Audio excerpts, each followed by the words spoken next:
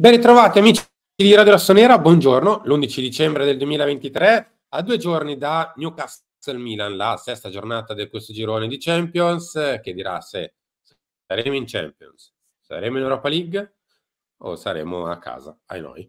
Enrico Boiani, ciao. Ciao, buongiorno a tutti, ben ritrovati. Sono stato contento che ieri comunque ho visto che nel video delle pagelle, dell'editoriale, non mi ricordo cos'è che hai fatto ieri tra le due cose, forse l'editoriale hai fatto, l'ennesimo editoriale, ti hanno fatto gli auguri e ieri erano corretti, quindi bravissimi e continuate a farglieli anche oggi al direttore perché oggi insomma No. saremo.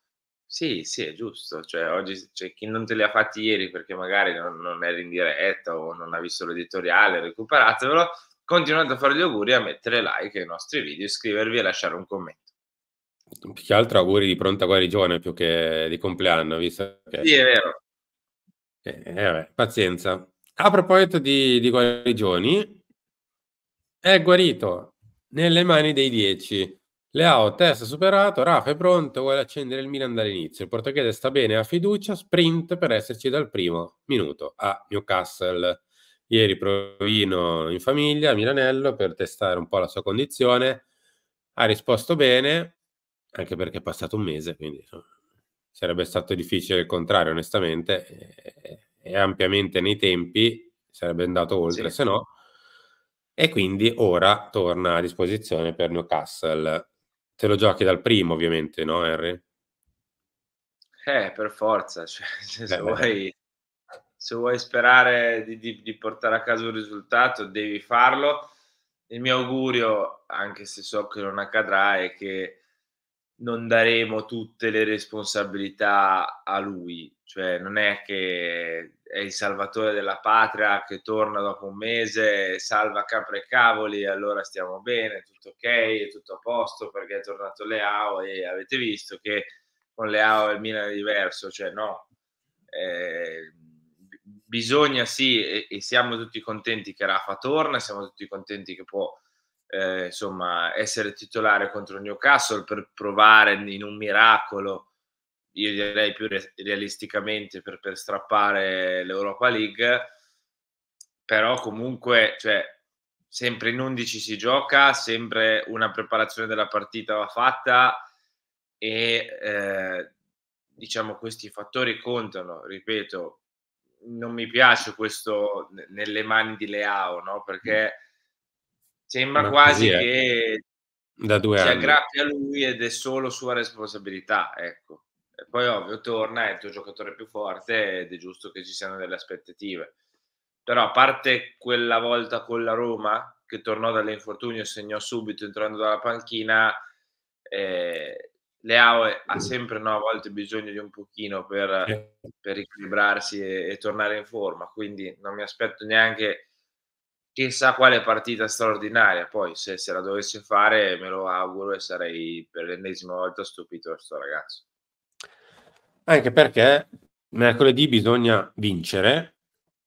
Io ti direi quasi al di là di quello che poi comporterebbe, che sia Champions o Europa League, ma per noi stessi. 1, Mh, perché chiudere a 5 punti un girone dove hai, nel caso, battuto soltanto il Paris Saint-Germain in casa, sarebbe gravemente insufficiente.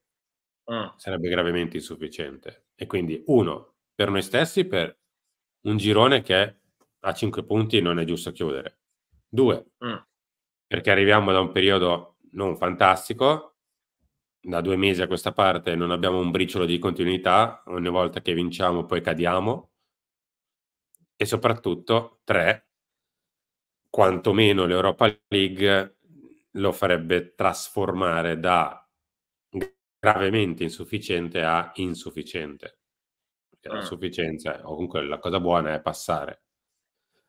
Sì, Diciamo che 4 aggiungo io, il Newcastle non vince da non so quanti mesi, è più decimata di noi a livello di infortuni, probabilmente ha preso 4 gol anche dal Tottenham, che non sta benissimo, cioè per dire, quindi è in un momento drammatico della sua stagione, devi approfittarne, cioè sì. non è concepibile non fare una vittoria secondo me, anche proprio per il momento del Newcastle che sta vivendo, cioè Poi sì, ha sempre comunque una squadra moderna, europea, che sa metterti in difficoltà, allenata bene, però adesso è in un momento tragico, per gli infortuni e ti direi anche per i risultati che nonostante gli infortuni non arrivano, anzi, e gli errori nelle ultime gare dei vari Trippier, insomma dei giocatori più rappresentativi, sono emblematici in questo senso, cioè non sono giocatori che commettono certe disattenzioni Mh. e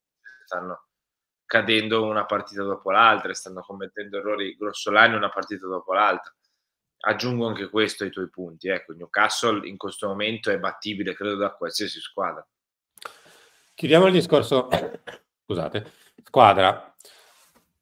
Milan mai così male negli avvii con Pioli. Newcastle storia o crisi di dicembre? In Serie A meno 9 dalla vetta, rischia di essere fuori da tutto. Kier è out, in mezzo ancora a Teo. Sì, perché Kier non recupera nemmeno per mercoledì. Bah, Vabbè, ognuno si è fatto la propria idea, ormai ne abbiamo parlato talmente tanto. C'è alcuni che pensano che Simon non ne abbia più voglia, tra virgolette, e non penso, ragazzi. È un professionista che è arrivato alla soglia dei 33, 32, non mi ricordo quanti ne ha Simon.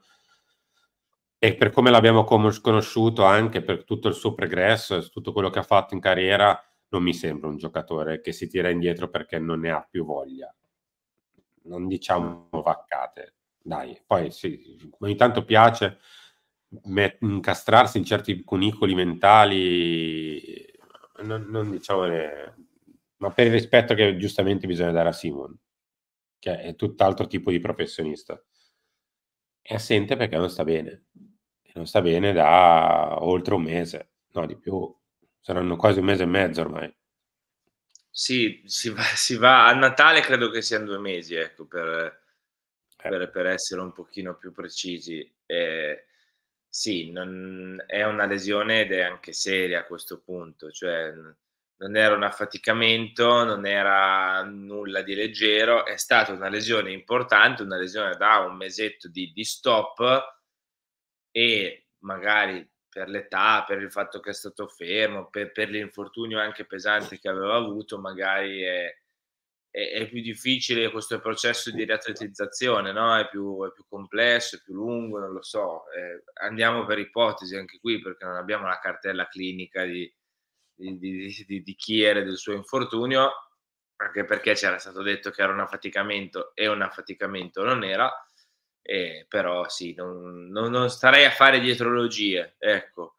No, Poi no. che Kier non abbia preso bene, non stesse prendendo bene il Milan dell'ultimo periodo dell'anno scorso, per Vabbè. dire, quello è abbastanza chiaro e evidente, tanto le telecamere sono ovunque e si son viste certe scene.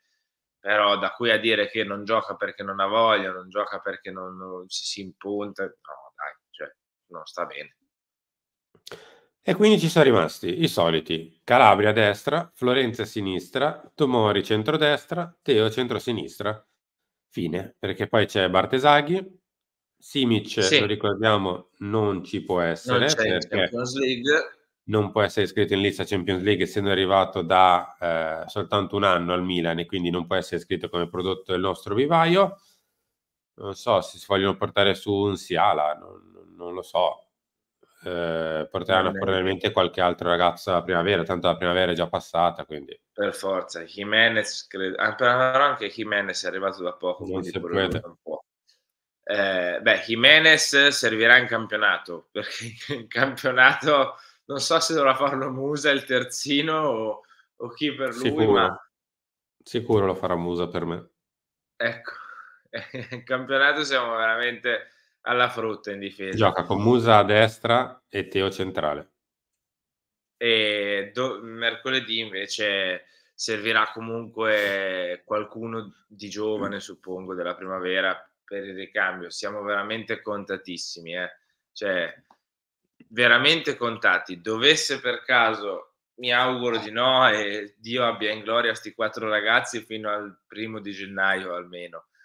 Dovesse saltare qualcun altro e Calabria salta già per squalifica, ma dovesse saltare fisicamente qualcun altro diventa poi difficilissimo, diventa veramente difficile, perché non sapresti veramente più chi mettere centrale o largo, cioè diventa complesso. Speriamo che possano rimanere in condizione fino a perlomeno i primi di gennaio, ecco, perché lì magari si farà qualcosa sul mercato. Poi lo step successivo è arrivare a fare anche delle partite di un certo livello. Io per ora, visto come siamo, mi limiterei a chiedere che stiano bene. Guarda, per chiudere 2 cose veloci. 1, bisogna battersi il petto e dire mea culpa, perché se siamo così è colpa nostra. Non è arrivato qualcuno da fuori ad azzopparci i giocatori, assolutamente no. Se siamo così è colpa nostra. E 2, spero vivamente che non ci inventiamo cose strane, visto che siamo in emergenza, visto che facciamo giocare ragazzi fuori ruolo, visto che siamo anche reduci di aver preso un po' troppi gol, soprattutto con le squadre di qualità, ne abbiamo presi 3 col Dortmund e 3 con l'Atalanta, perché appena si è alzata un po' di qualità ne abbiamo presi 3+3, che non ci inventiamo cose strane. Ci mettiamo tutti tranquilli nelle nostre posizioni, nessuno va all'arrembaggio, nessuno si allarga di qua per far accentrare Florenzi di là in costruzione, non facciamo cose strane. A 4 dietro, fine, punto, bloccati, stop. Non lo so, sì, cioè posso anche dirti mi auguro la solita partita compatta di quando siamo in difficoltà.